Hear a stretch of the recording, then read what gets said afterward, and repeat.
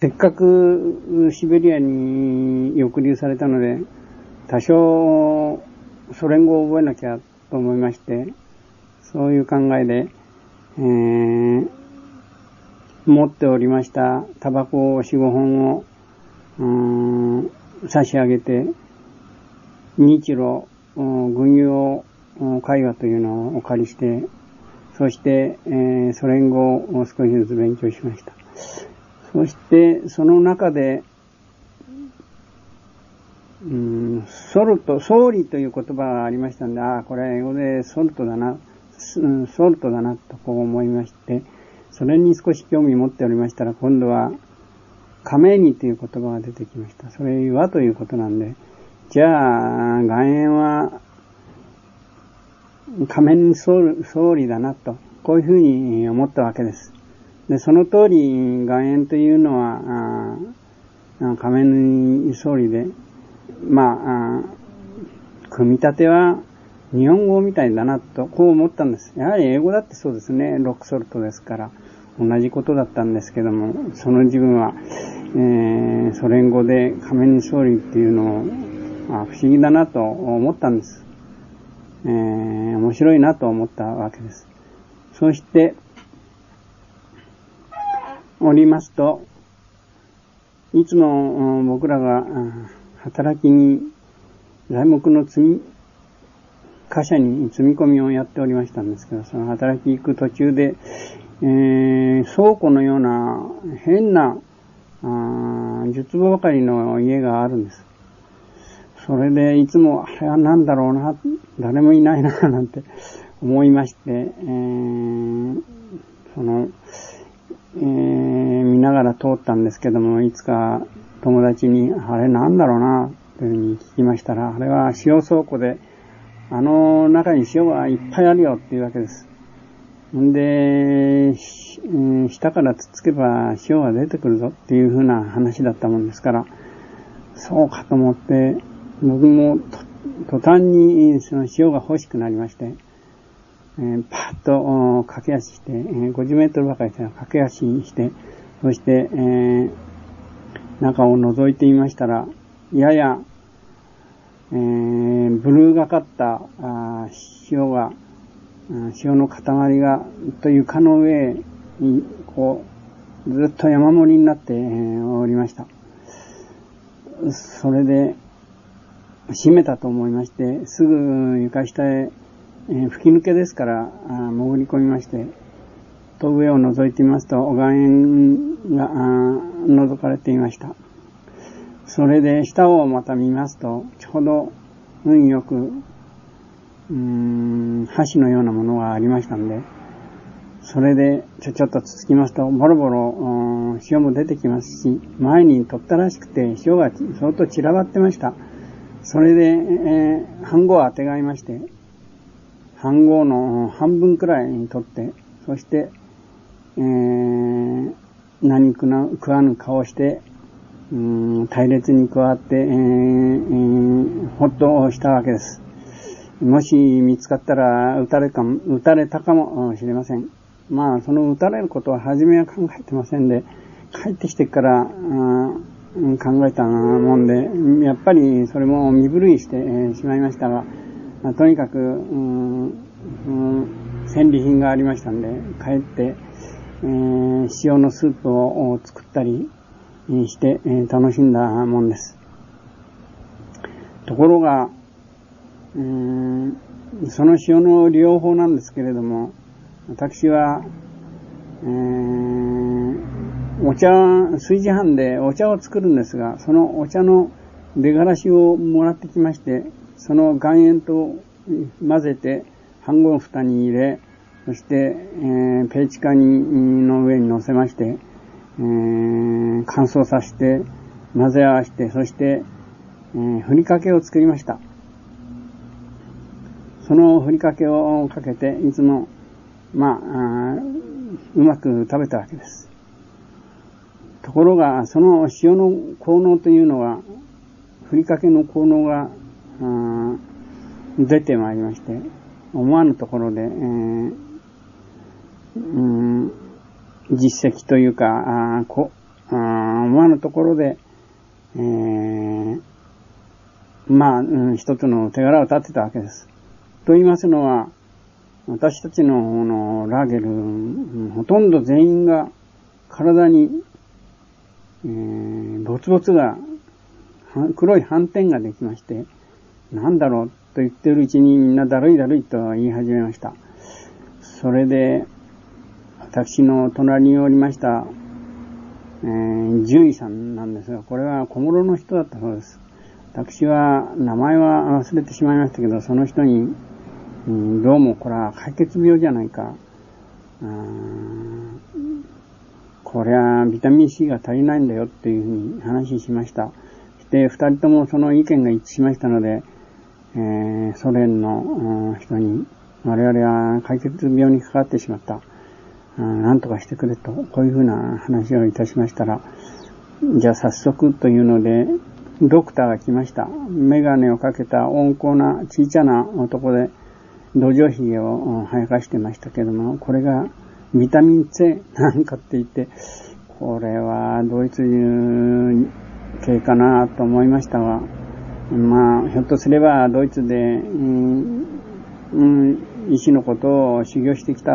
人かもしれません。それが、ついてこいというので、松葉がよく効くんだというふうな話でしたんで、5、6人兵隊を連れて、そしてラーゲルの外へ出て、松の葉っぱをたくさん集めました。保証が1名来たんですけども、我々の作業が遅いのと、それから、ガヤガヤ言いながら取ったもんですから、恐れを抱いたのか、僕は、銃で足殴られまして、あんまりいい気持ちしなかったんですけれども、でもみんなのためだと思いまして、なりたけ若そうな、青い、緑の濃いやつを、取って、そして戻ってきました。そして、その、緑の松を、ビアダルのような大きな樽に入れまして、それを5つばかり並べて、それに熱いお湯を入れて、そして、作業に行く前に必ずその寝室の上澄み液を飲んで行かなきゃいけないということになりまして、それを毎日飲んで出かけるようになりました。私のことは自分では解決病になりませんでした。というのはその塩とそのおそらくお茶の出がらしのをふりかけにして食べたせいだと思っておりますが、その寝室液も飲んでみなきゃ悪いなと思ったもんですから、一杯飲んでみて、その変な味と渋いような変な油臭いようなので参ってしまいました。そんな風なことがありまして、しかし、食料も改善されまして、いつの間にかその解決病も治ってしまって、働くことができるようになりました。塩はもう一回塩に出会っております。それは、塩爆をおろしの作業に行ったんですけども、それはシベリア鉄道でしたが、その貨車の一本の中に塩が岩塩が一貨車ありまして、見ますと何もかけてなかったんですが、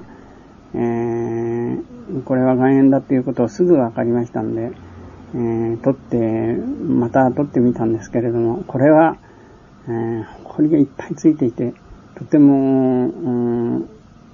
飲める状態じゃなかったのでやめました。こんなことがあったんですけれども、考えてみますと、塩は、私が満州におって、まだ兵隊の時に、味噌工場へ、見学に行ったことがあるんです。で、そこへ行きますと、普通の日本のような、内地のような塩はなくて、岩塩を使っていました。そして、不純物が多いので、溶かしてから、アルカリを加えまして、不純物のカルシウムとかマグネシウムをそれぞれ水酸化物にして、そして上水を使ってたような、そんな状態でした。それで、ソ連でも、もちろん岩塩を使っていることは間違いないと思ってたんですけれども、どこからソ連は持ってきたのかなって、こういうふうに、意地悪く考えたわけです。そうしましたら、やはりソ連でもオレンブルグというところで岩塩がたくさん取れるということで、これは帰ってきてからの調べたところによったもんです。その当時にはドイツのスタスフルトで岩塩の層があって、そこでたくさん取れるというようなことを学校で習ってたもんですから、こりゃドイツから持ってきたもんだなって、こんな風に思ってたわけです。そして塩を味わうというのは我々の労働者はとても大切なので、例えばソ連の捕虜といえども、肉が何グラム、穀物が何グラム、塩が何グラム、砂糖が何グラム、タバコ、それからその他、大切なものは必ず一日量が示されておりまして、それを支給されることになっておりました。そんな風なことで、塩というのは随分大切なもんです。それからブルーに見えましたので、また調べてみますと、このブルーソルトっていうのは確かにミネラルがたくさん入っていて、マンガンとかマグネシウム、もちろんカルシウムも入ってますし、銅、それから鉄、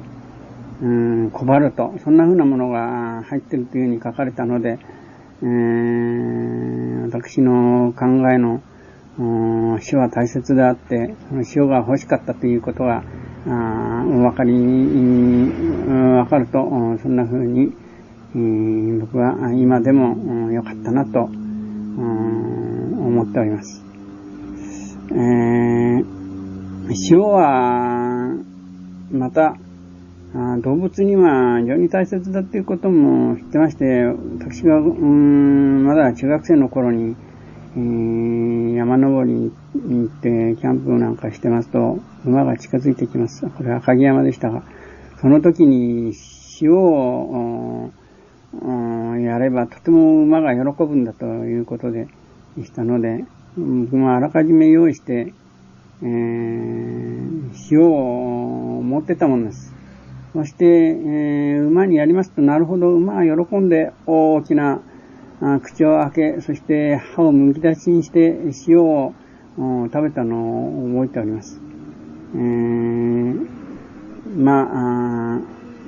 塩の効力というのはそんな風に思いました。また軍隊におりました時には加熱気灯油というのを特艦作業で、作っておりました。これは満鉄の不純というところでできる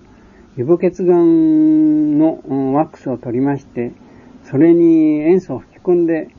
加熱気灯油を作るんですけれども、その塩素を作るのにやはり岩塩を使ってたと、こんな風な因縁があります。やはり民間の工場に行きますと、なかなかその塩の生成を教えてくれませんでしたけれども、やはり岩塩ですので、その合成される火星ソーダを岩塩の液に加えて、不純物を除去し、そして、塩素を製造したと、そんな風に思っておりました。塩についてすごく因縁があったことを今でも感じております。今度はお茶についてお話ししましょう。ソ連のような野菜の少ないところは非常にお茶が大切でございまして、お茶にも種類があって、我々の使いましたのは、固形のお茶を、それを小刀のようなもので、削って、使ったもの、それから粉のものと両方ございました。そして我々前にお話ししましたように、1日に何グラムか支給されるんですけども、それの飲み方は、作業して帰ってまいりますと、必ずその、炊事場がありまして、そこを通るようになってまして、お茶を一杯ずつ、それから食事の時には半合下げてもらいに行くことになっておりました。そしてその炊事場にはやはり旧日本軍と同じように外へ働きに出られないような弱兵がいるわけです。そして湯沸かし場と言いまして、そこでお湯を沸かしているわけなんですけれども、私がそのお茶の出がらしをもらうことについて随分苦労したんです。それは一度使ったものを同じ仲間でもやるわけにはいかないと、こういうような話なんですね。だからそっと僕はタバコを吸いませんでしたので、タバコを吸う人とみんなでですね、公平に分配しようじゃないかっていうんで、新聞紙を集まりますと、その新聞紙をいくつかに切って少しずつ配給したわけです。その新聞紙はとても大切なんです。タバコを吸う巻き紙にするために。で、私はそれ持ってたもんですから、その水当番兵に持ってって、これと取り替えてくれないかと、そういうふうに言ったわけです。そうして、もらってきて塩と混ぜて、一層ビタミン C を取るようにしていたわけです。ところが例の解決病の話がなって、私がそのふりかけを作って食べるっていうふうに話しましたら、たちまちのうちにそれが流行ってしまいまして、みんなその茶殻をもらいに行って、落葉の鹿を高めたわけじゃないんでしょうけども、なかなか今度はそのお茶の出がらしをもらうことが困難になった、そんな風なことを覚えています。つまりその用紙を手に入れることができなくなった、なかなか手に入れることができなくなったのと同時に、お茶殻もなかなか手に入らなくなったと、こういうわけです。ソ連の普通の地方人はよくサモワールというのを使ってお茶を好んで飲みます。で、どこの家庭にもそのサモワール機があるようです。でも非常に大切にしているんですね。我々捕虜は一度もそのお茶に預かったことはありませんでした。僕はまた社用で、終戦後1年間インドへ行っておりましたが、インドでは随分紅茶を飲むことができました。それは朝食事前6時半頃、必ず紅茶とバナナ、それから工場ではミルク入りの紅茶を存分に飲むことができました。皮肉なもんで、寒いシベリアからまたほどなくして今度は暑いインドへ、社用で働きに行くことになりまして、非常にシベリアでは、お茶の苦労しましたけれども、インドでは威張ってお茶を飲むことができまして、不思議な運命だったなと、こんな風に今でも思っております。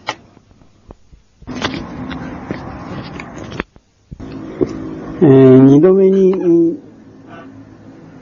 カルトフェリを取りに行ったことをお話ししましたけれども、その時にはだいぶ歓待を受けました。そして計りを持った人たちがいますので、我々は和やかにやったんですけども、少し成績を上げようと思いまして、土のついたままをあまりよく落とさないままを計りにかけますと、そばにいました可愛い太った女の子が小さな声でイ・ゼムリアと言いました。イ・ゼムリアというのは土もっていうことなんです。で、僕はおかしくなっちゃって、ずいぶん面白いこと言うねって言ったわけです。ふざけて、もちろん言ったんでしょうけれども、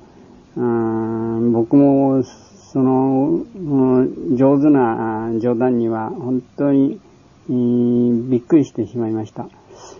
それで、あんたどうせピオニールだろって言って聞いたんです。そしたら誇らしげに、やはり胸に気をつけてまして、そうですって言うんですね。私はピオニエルですって言うんですよ。なかなかピオニエルにはなれないんですよ、なんていう話でね。そして、十分に、でもありませんけども、じゃがいもを取りまして、言いましたら、釜を取り出してきまして、そしてそこでふかして、何個かずつもらいました。その美味しかったこと、その女の子も一緒に、食べたのを覚えております。そうしてお土産に僕はズボンのポケットにじゃがいもを相当詰め込んで帰ってきました。そして、時があるごとにそれを、焼いて食べましたけれども、昔の班長が来まして、随分痩せてみすぼらしかったもんですから、かわいそうだなと思いまして、持ってきたそのじゃがいもをくれてやりました。とても感謝して、いましたけれども、その人も内地へ帰ってきたんですね。帰ってきて僕のところを訪ねてきたそうです。僕はちょうどおりませんでしたので、会